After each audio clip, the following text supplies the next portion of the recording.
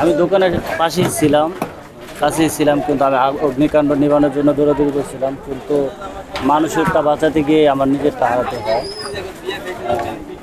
মানুষেরটা বাঁচাইতে গিয়ে আমার নিজেরটা হারাইছি, দুঃখ নাই। কিন্তু তারপর এই অগ্নিকাণ্ডে যা ক্ষয়ক্ষতি হয়েছে তাতে আমি সবচাইতে মানে ঋণগ্রস্ত হয়ে গেলাম আর কি। আমার কিছু ঋণ আছে, সেগুলোর ভিতরে আমি ঋণ হয়ে গেছি। এখন দেখতে তো পারতেছেন যা অবশিষ্ট আছে কিছু চাউল, যেগুলো এগুলো কোনো কাজের না। 20-25 লক্ষ টাকার মাল ক্ষতি হয়েছে। আমার এই ব্যবসাটা প্রায় 8 বছর।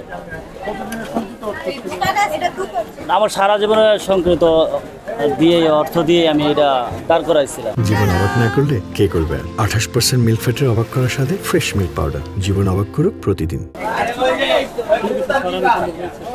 না, সরানো সম্পর্কেও আমি তো ছিলাম মানুষেরটা বাঁচানোর জন্য, আমরা আগুন নেবানোর জন্য দৌড়াদৌড়ি করছি, কিন্তু নিজেরটার দিকে চিন্তা করিনি যে এতটুকু নিজের ক্ষতি হবে।